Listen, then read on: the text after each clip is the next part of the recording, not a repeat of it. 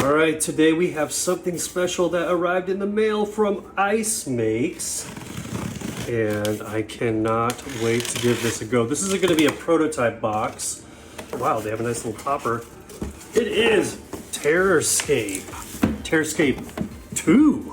How about that? Check that out with like the alien, like the little creepy guy, red-eyed bug guy. He looks kind of like Predator.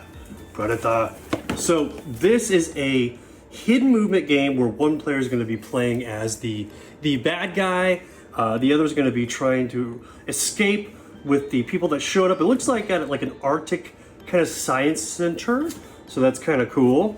But look at that robot guy on the side. But this, of course, is all prototype form, and we're going to open it up and take a look inside. Of course, 30 to 45 minutes, 14 plus, 2 to 4 players. That's how it goes. Terrorscape II. This is the prototype, of course, designed by Jeffrey CCH, made by Ice Makes. Look at that. This is actually a pretty impressive prototype right off the bat. It has that cool embossing that you can see right there in the light. Really fancy. Feels kind of like a finished product, but it is a prototype. Let's look inside. These are cool.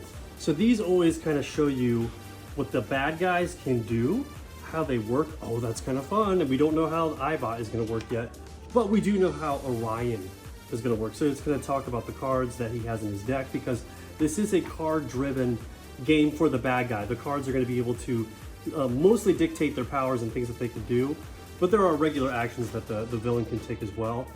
Fun little flavor text there. Sweet. I'm going to kind of keep looking. Let's see what else is in here. The Parasitoid. Nice. So it looks like those are going to be the 3 killers in this box.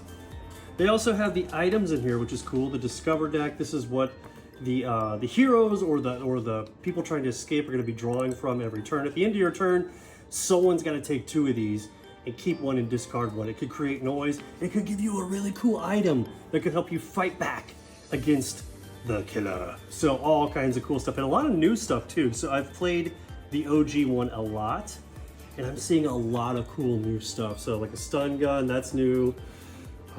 Really cool. I'm excited to. Oh yeah, and this is the search deck. So this is where you get the keys, because the escapees are trying to find 5 keys and get out. But look, there's a cat. I like it. Okay, we're gonna open this up together. See what we've got here. It's got this kind of duo kind of design on the back. I'm not sure what this is because this is not in the original one. Let's flip it over. I am not sure what this is. I will have to take a look and let you guys know, but for now, it's got kind of the survivors on one side, this 30 plus 3 on the back, with kind of like this symbolism in the corner. So I'll have to figure out what that. I've been informed by my lady. She thinks these are for 3D glasses, which I think she's right looking at that. What do you guys think? Let me know. And continuing onward, we've got a big hunk of stuff here. This is the board that's going to be around the building, and this is going to be holding the dice. If baddies ever get, if the baddie ever really drives some fear up in the victims, they're going to be able to lock their dice away. So for defense rolls, you could lose dice. That's kind of what's going on here. All right, continuing onward, we have the maps, and there's going to be 2 of these because they're. Oh, let's fall down. Are you okay? Okay, you're okay. But the 2 maps, there's going to be 1 for each side, 1 for the victims, 1 for the killer. This is kind of showing where the people are moving through. That reverse kind of hidden movement where the killer doesn't know where the victims are moving through. They're being quiet and sneaky. And they can see him moving through the base as well. So there is that one right there. And there is the second one. And the snowy base looks awesome. So this kind of thematically is making me think of The Thing kind of mashed up with Predator. So there's even the snow cat right there. Look at that. Snow cat! If you like The Thing, comment below, let me know. It's like my number 3 movie of all time. So I'm excited to get into the snow. And this is the table presence that sucks people, and they walk by and they're like, what are you playing? And I always reply, an awesome game. And this is gonna be the, can't really, you know, it's we're zoomed in, so, but this is gonna be the building that's gonna be standing up. Awesome, so cool. And look at this, I have more cardboard to look through, but I think my lady was right. Look at that, there's the 3D glasses right there. Cannot wait to see how this works. Check that out. That's so cool. I love it. So we've got the dice here. Really nice custom die. Beautiful. These are my favorite kind of bases because I like to paint my minis and they're like a nice soft base that's not going to scratch up. It's not going to hurt your minis. Okay, back to the cardboard. So some of this is just going to be like on top of the building. This is going to be your character board that's going to be holding gear. And most characters, there was one in the original game who could break the rule, but most characters can only hold 3. This is going to be the characters that are going to be on top of the buildings that can show when they're afraid or if they're injured. You'll flip it over like this. Let's see if I can, we're doing this together in real time, people. So when you flip over a character, it's going to look like this. This is the healthy side, the damaged side. Poor Zach, he's a grip mechanic. He got hurt, but that's kind of how that looks. And we got more stuff here. We got more characters. We've got separate ways, more stuff for the buildings. Sweet. This is the other board here. Let's just flippity flip it over. This is the killer board. This is going to show their strength, how hard they're hitting when they attack a victim. So let's just say they had a strength 5. The victims are going to be rolling these dice. Where did those dice go? I don't remember. Here they are, right here in front of me. Boom. The dice have value of like a 1, blank 1. There's a 3. They're going to roll their dice and try to match or supersede the strength from the killer. If they don't, they flip that character tile over and they are injured. If they get hit again, they're dead and the game is over. The killer's won. Simple as that. But that is another player board. Oh, and also the killer is ramping up. That's what this part is right here. So as they go through their decks, once they discard and they have to draw again, there's no cards to draw, shoop, they go to the next level, and they gain a really cool new power that everyone else is freaked out about. Okay, I'm back. Don't know what these are. We're gonna figure out what those are. I think that is brand new mechanic, which is cool. There's some more stuff. I remember them saying there's more stuff added to this game.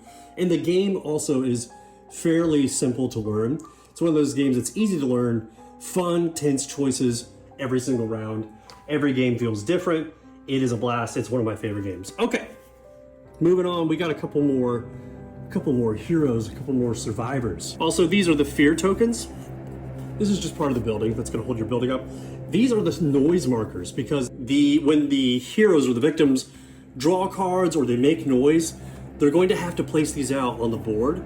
And at the end of the turn, they just announce where noise is. They don't say who makes it, but they announce there's noise in B4, there's noise in G2, that sort of deal. And then the killer can kind of gain some information, some knowledge about maybe someone's there, maybe they have an item card that's actually trying to mislead them. It's up for them to try to figure it out. So we got some new tokens right here, that's cool. These tokens down here are just for the killer to try to guess of where they think these folks are on the board. So that's what we got going on here. Okay, just another board, some more characters, fear tokens, more sound tokens, more noise tokens, more of these new tokens. That's cool. Moving on. Ooh, here we go. People, it's Orion. Ooh, I also love that name. That's awesome. So this is representing their strength. This is showing the different cards they have in their deck. We'll talk about that in a little bit. This is going to be their powers that they're gaining as they level up, as they go through their deck, and they're getting stronger and stronger. And usually by level 5, you're like, people, we got to get out of here now because they're kind of like God mode, ready to take you out. So more tokens for building the radio. Ooh, this is new. I don't know what this one is with the gas can. Let me get it in the picture there. Some more tokens, I'm not sure. There's the cat. We saw that cat, so maybe you draw the card, this cat shows up. There's some rope stuff. Some really wild looking, I don't know what that is either. Oh my gosh, so much to discover. And the final cardboard thing we have going on here, just some more stuff. This is going to be the marker that's going to be representing how the killer powers up. As we saw right here, it's showing, you know, just how stronger and stronger they are getting. On the villain board, you can hear, oh, that's for there's a built-in dice tower in the building. So this is part of that section of the board. So far, this prototype is rocking. I am loving it. So, whenever you get this game, there's going to be 2 miniatures for the killer because both sides of the board are going to have a representation of where the killer is. Let's look at this guy. There's Orion. Oh, I am going to paint that guy up. He's got his claws out. He's ready. His little backpack gun right there. You see that? He is for serious. And then we've got all the minis for all the characters, and they're looking fantastic.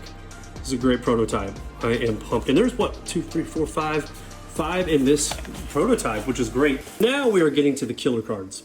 So what's cool in this game is, a lot of things are cool in this game, but another thing that's cool in this game is how the killer cards work. So the killer is gonna have, you think kind of like Spirit Island if you've played that game, there's fast and there's slow cards. In this game, there is gonna be the same thing. So anything with a lightning is a fast card. You can play those at the start of your turn as a killer. These are the fast ones, and a lot of them give you free movement, that sort of thing. Sensing, which I was talking about before, where you can sense a section of the board and trying to, kind of figure out a color zone. And also, it's colorblind friendly, the game is. It's really helpful in that sense, in that way as well.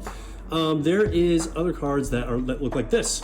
And this means it's gonna be taking up your whole action step. So there are fast cards, then you go to your action step, you can do 2 regular actions, which is like maybe you move twice, maybe you move and you search a room, and if someone's in there, you go to combat phase, right? This would take that spot. Instead of having those 2 actions, you would do this thing. This means you have to burn another card. So think Nemesis, you have to play this card and another card in your hand to activate this. So this is the Cloak King. Very thematic. I love it. He's got a couple of those in there. Arc Blades, ooh. So these are cards that you can add to combat when you're attacking somebody. You can be like, hey, guess what? Yeah, I got my Arc Blades. I'm adding 2 strength to this attack. And they're just, like cowering in the corner because you got your Arc Blades. It's scary. He's got a couple of those, or 3 of those? Nope. He's got barbed web. Oh my gosh, that poor guy. So, but it's cool. This could be played fast, or it could be added to an attack. Then you've got your slow cards. This has to be played at the end of your turn, which is pretty cool. This retrieves cards from the discard pile. That's sweet. Wow. And this is a new keyword, delay. And every single killer in the game, their deck operates entirely different. Some of them don't have slow cards. I've played some of them from Series 1, don't have slow cards. Maybe they have more cards that add to attack. Maybe they have more speed cards. This guy is a nice balance, it looks like to me. And then he has a card with a lock symbol. You will not gain this until you achieve a certain level on your killer board. Once you reach that level, it'll tell you whatever it is for your killer. You get this card into your hand. And usually it's like an incredibly powerful, specific card that's like really leaning into them and what their abilities and their power and how they're super scary and spooky on the board. So this says select a location within 3 range, damage all survivors there. Whoa, it's their guided spear gun. This poor soul. So that is a super freaky card. Anyway, that's kind of a quick overview of how the cards work. And last but not least are these little cards. There's a lot of them. The cards with the backpack looking things are specific items for specific characters. This one goes to you, Victoria. Zach's wrench. Oh my gosh, Zach, we've talked about you enough. There's this health deck looking kind of thing. Let's see what we got in here. Okay, herbal medicine.